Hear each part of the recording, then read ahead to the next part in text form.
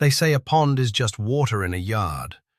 But that pond became my battleground. From the moment I moved in, the little pond behind my house felt like a private sanctuary. Reeds along its banks, cattails nodding, bass and bluegill darting beneath the surface. On quiet nights, I'd sit by the edge, cast a line, and feel that hum of peace. I never expected it would turn into a war zone. The trouble began innocently enough. About 3 months after I settled in, a crisp, printed letter arrived under my door from the HOA board president, Mrs. Donnelly. The letter demanded I cease all boating and fishing in the community pond, claiming that the body of water was under the HOA's jurisdiction as a shared amenity. No prior warning, just that command, backdated rules, and a thin threat. Violations will incur fines, legal action, revocation of access. My first thought, she must have made a mistake. Maybe there was a shared pond I didn't know about. So, I visited the local records office, pulled out the subdivision plans, deed maps, and title documents. What I found rocked my world. The pond was entirely within my deeded boundary, and no documents ever designated it as common property. The shoreline, the water rights, even the easement, it was all mine. I should have celebrated then, but I knew how slippery HOA fights become. They don't back down when they think they hold power. Mrs. Donnelly had built a reputation with neighbors. She'd appeared at meetings, insisted on fines for trivial issues, a crooked garden lamp, a non-conforming paint trim, a shrub slightly over the height limit. Whispered rumors spread that she had allies on the HOA legal committee, and they didn't hesitate to send letters at 5 just to intimidate folks. I decided I'd respond. But not with emotion, not with threats. I'd respond with evidence. I collected my deed packet, historic plat maps dating back decades, surveyor notes, and even archival aerial photos. I could trace how the pond had always been inside my parcel. I compiled them into a clean, logically organized file. Every boundary marker, every lot line, and every legal description spelled out. Next, I wrote a response letter to the board. I do not consent to restrictions on my use of the pond. All evidence shows it has always been part of my property. If you wish to dispute, bring me formal complaint and evidence. Your claims now are baseless.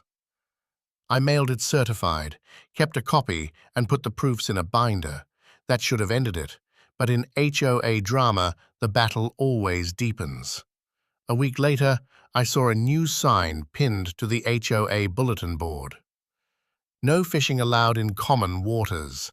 Violators will be fined $500 plus daily fees. It was addressed vaguely, no pond name, no map. The HOA newsletter announced a new recreational rule update, as if the pond always belonged to all residents. I knew they were trying to reframe the narrative for the unsuspecting neighbors. Then Mrs. Donnelly strolled across toward my gate one evening. I saw her from inside. She wore a blazer, clipboard in hand. She walked up the side of my pond bank, looked over at my dock, and made notes. I watched through the window. The fool didn't knock. She acted like she owned the place. That was the moment I realized. This wasn't about rules. This was about power. I started discreetly recording.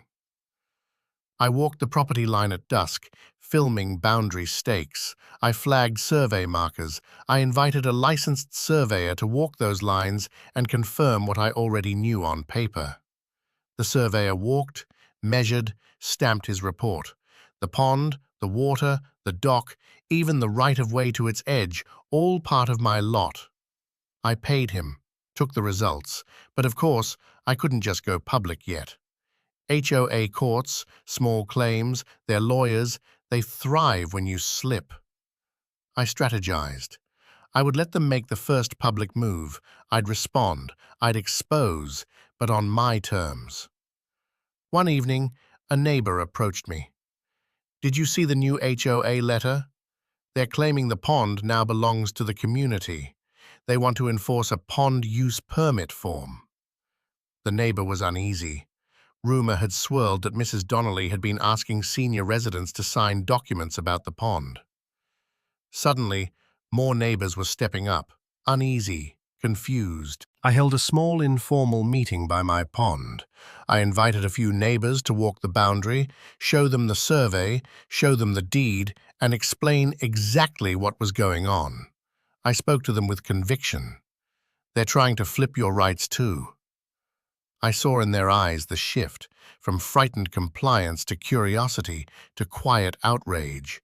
Within days, Mrs. Donnelly sent a second letter, a formal notice of violation, threatening a fine and a hearing against me for unauthorized use of common ponds, contrary to association covenants. She tried to pin the blame that I was breaking the community's regulations. But now I was ready. I responded with a formal appeal packet. I included the surveyor's stamped report, the original deed from county records, aerial photos over time, and legal precedents about water rights in my jurisdiction. I requested evidence from the HOA for their claim of ownership, demanded proof of assignment, their own governing documents, maps, or recorded easements. In short, I challenged them to show their case. I mailed it, sent an email, posted its summary to the HOA online portal, and, this was the part that made me nervous and excited, I posted a public notice. You may have seen HOA claims around the pond. I will be disputing them formally with evidence. If you want to see the maps, you can join me at the county office or access online. I planted seeds. A week later, I got the reply. Your evidence is incomplete. Hearing scheduled. You must appear and show justification. Translation: they wanted a showdown.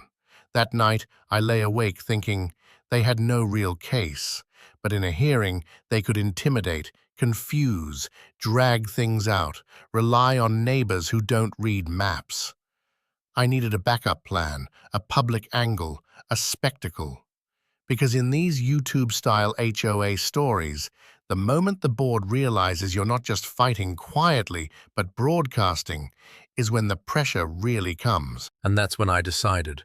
Once the hearing happens, I'll bring the public, I'll live stream, I'll invite neighbors, I'll make it impossible for them to hide behind closed doors, because sometimes power submits to exposure. I checked my binder again. The boundary lines were solid. The survey was ironclad. I could feel in my bones. The next chapter will be the courtroom showdown, but also the spectacle they never saw coming. The morning of the HOA hearing, the neighborhood felt different. It wasn't just the tension in the air, it was the silence. The usual sound of sprinklers and dogs had faded.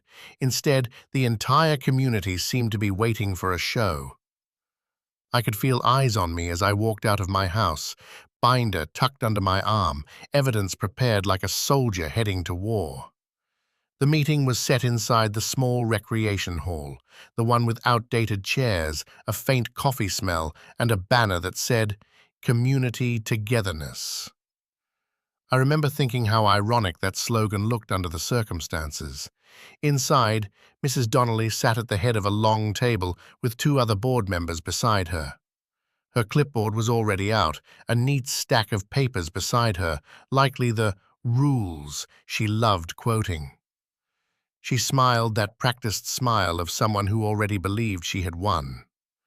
Neighbors filled the back seats, some curious, others cautious, and a few secretly rooting for me. I could tell many had grown tired of the HOA's antics, but no one had dared challenge it before. The hearing began. They read the complaint. Unauthorized use of common property. Violation of HOA recreational policies. Disruption of community order. Each line was meant to sound official, heavy, and damning. But as they read, I noticed how flimsy it all was. No parcel maps, no ownership references, just assumptions, copied from older bylaws that didn't even mention my pond. When they finished, Mrs. Donnelly leaned back, as if the verdict were already sealed. Then it was my turn. I opened my binder slowly. Every document was labeled, tabbed, color-coded. I started with the original deed, the first page clearly stating the legal description of my property, including the pond boundaries. Then I showed the surveyor's report, stamped and certified, confirming those same limits. Next, I pulled out aerial photos from the county's historical archive, showing the pond had existed on the same lot decades before the neighborhood even formed. As I laid each page out on the table, the room grew quieter. Finally, I said calmly, "If the HOA claims ownership, I request their recorded deed or easement granting that right." Mrs. Donnelly's expression changed. She shuffled her papers, flipped through her folder, but there was nothing. I knew it. She knew it. And so did everyone watching. But she wasn't the type to admit defeat. Instead, she leaned forward and said the words that turned the entire situation explosive. "The pond is considered a visual amenity for the neighborhood. Regardless of its location, all amenities fall under the authority of the HOA." I almost laughed. Visual amenity. That was her legal loophole, trying to claim that because the pond could be seen by others, it was therefore shared. I knew exactly what to do. I pulled out my final piece of evidence, a county zoning letter I had requested a week earlier. It stated clearly, "No portion of the property at this address is designated as common land or shared amenity." The wording couldn't have been clearer. I placed it on the table. The board members glanced at each other, whispering. Mrs. Donnelly's face tightened. For the first time, I saw her lose control of the narrative. The meeting ended without a decision. They said they'd review the materials. But I could tell she was furious. As I walked out, several neighbors approached quietly, patting my shoulder or whispering, "Good job," under their breath. I realized then, I wasn't just defending my pond anymore. I was becoming a symbol for everyone tired of her bullying. Over the next week, strange things began happening. A bright red notice appeared on my mailbox. "Pending violation review." Then a security camera near my pond, one I hadn't installed, suddenly appeared on a nearby post, aimed directly at my dock. The HOA claimed it was for community monitoring, but I knew who was behind it. Mrs. Donnelly had lost the first round, and now she was going rogue. That same week, I caught her standing by the pond again, clipboard in hand, taking photos of my boat. She was building a new case, trying to gather evidence that I was damaging the community's view. I filmed her from my porch, calm, steady, timestamp visible.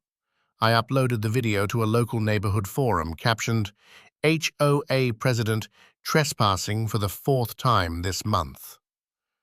The post spread fast.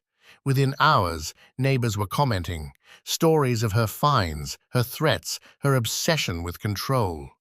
People who had stayed quiet finally spoke up.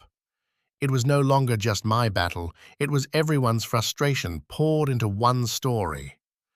The next day, I received an email from the HOA attorney.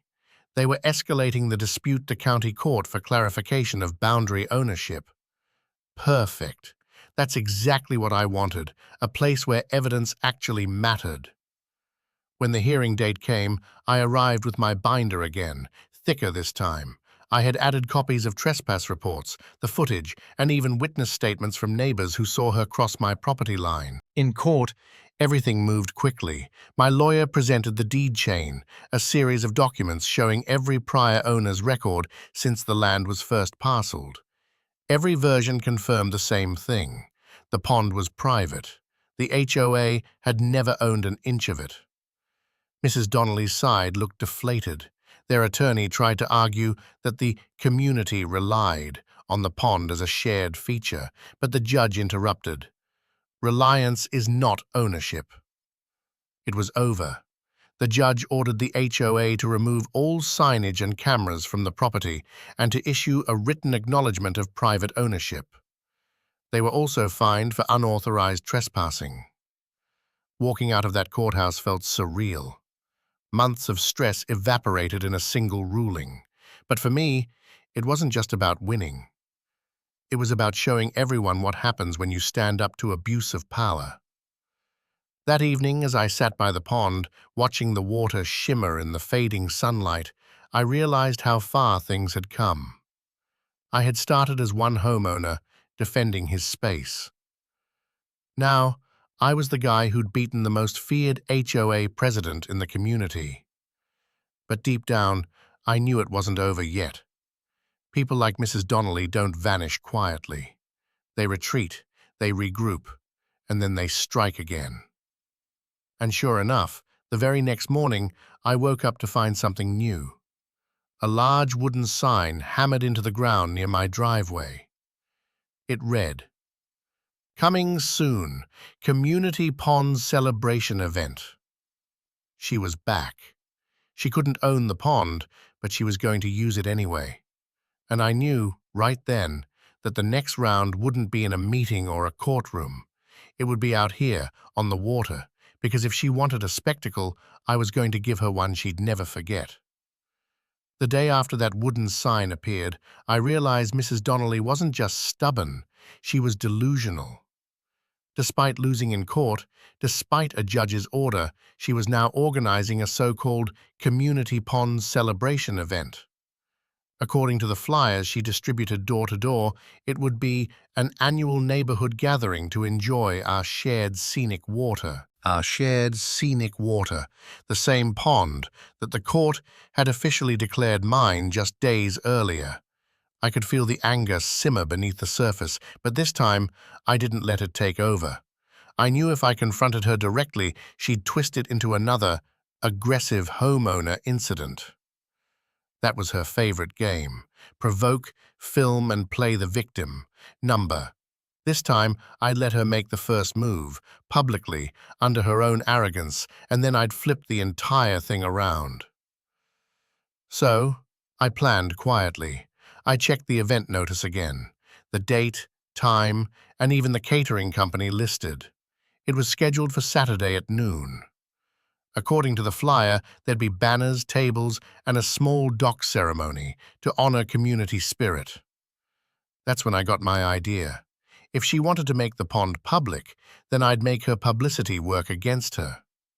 That week, I contacted a few local reporters, the kind who covered neighborhood disputes gone wild. I sent them a short summary. HOA president hosting illegal event on privately owned pond despite court ruling. I attached the court documents, the photos, and the sign she had posted. Within hours, one replied, then another. By Thursday, 2 small media crews confirmed they'd attend, discreetly. Meanwhile, I filed a temporary restraining notice with the county sheriff's department, just in case. The officer on duty was polite but amused. "If they show up and set up on your land again, call us. We'll handle it." By Saturday morning, the sky was perfectly clear, almost cinematic. The air was crisp, and the pond glimmered like polished glass. I woke up early, set up my lawn chairs, and positioned my phone camera at the corner of the yard. The reporters had parked discreetly nearby. Everything was ready. Around 11:30, I heard the sound of folding tables and laughter. Mrs. Donnelly was there, clipboard in hand as usual, barking orders while volunteers set up balloons and banners along my fence. She wore a bright blue sash that read, "Community Leader." The irony was painful.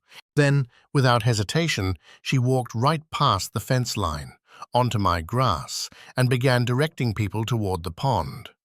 They rolled in a cooler, a portable speaker, even a banner that said, "Our pond, our pride." I waited. The moment they dropped an anchor into the water, a symbolic ribbon ceremony, as she called it, I stepped outside, binder in one hand, phone recording in the other. I didn't have to say a word. I simply walked toward the edge of the lawn, stopped, and looked directly at her. The reporters began filming quietly from the curb. Within seconds, she noticed them. Confusion turned into panic. She froze mid-speech. Then, right on cue, the sheriff's car pulled up. The officer stepped out, approached calmly, and asked for her name. When she said it, his tone changed. "Mrs. Donnelly, you were informed of the court's ruling last week, correct?" She stammered, something about a misunderstanding. The officer gestured toward the sign and the tables. "You are currently hosting an unauthorized event on private property. You'll need to remove everything immediately." Silence fell. The entire neighborhood watched as Mrs. Donnelly, the self-proclaimed guardian of community order, was ordered to dismantle her own event in front of cameras. Her volunteers hesitated, unsure what to do. A few quietly began packing up the tables, avoiding eye contact. I stood back, letting the scene play out. Every second felt like slow, poetic justice. As they cleared the area, one reporter approached me quietly and asked if I'd like to make a statement. I kept it simple. I support community gatherings. But not when they're built on lies. This pond has always been private property, and it's time people saw how some HOAs abuse their power. That quote ran in the local paper the next morning, alongside a photo of Mrs. Donnelly standing by the torn-down banner, arms crossed, face red. The headline read, "HOA President hosts event on private property. Court ruled pond, not hers." By Monday, the fallout had begun. The HOA board called an emergency meeting. Several members resigned, citing ethical disagreements. The neighborhood newsletter issued a formal apology to residents, acknowledging the mistake and confirming the pond was indeed private. Mrs. Donnelly herself was suspended indefinitely, pending an internal review, which, everyone knew, was code for fired quietly. But that wasn't the end for me. I had one last move. I decided to turn the pond, the very thing she tried to steal, into something that would remind everyone what integrity looks like. A month later, with full permits and legal notices, I hosted the Pond Day Festival, my own event, this time properly authorized and open to the public. I set up fishing stations for kids, brought food trucks, and even invited local news back to cover it. The headline this time was far more satisfying. "Homeowner wins against HOA, turns private pond into community celebration." Everyone came, even neighbors who'd once sided with her. They laughed, fished, and enjoyed the afternoon. And when people asked if I was worried about another HOA problem, I smiled and said, "Not anymore." We learned who really owns what. That evening, as the crowd thinned and the sun sank low, I walked to the edge of the pond, the water rippling softly, reflecting streaks of orange and gold. I remembered how it had all started. One letter, one threat, one woman who thought control was ownership. Now, all that was left was peace, and somewhere behind closed curtains, Mrs. Donnelly could only watch. The same pond she once tried to claim, now shining brighter than ever, not as her victory, but as a symbol of how power can crumble under truth. Because in the end, justice didn't just restore my property. It restored something far more important: my freedom to live without fear of the people who pretend to protect us. And that's how I turned the biggest HOA lie in my neighborhood's history into the most public lesson it ever learned.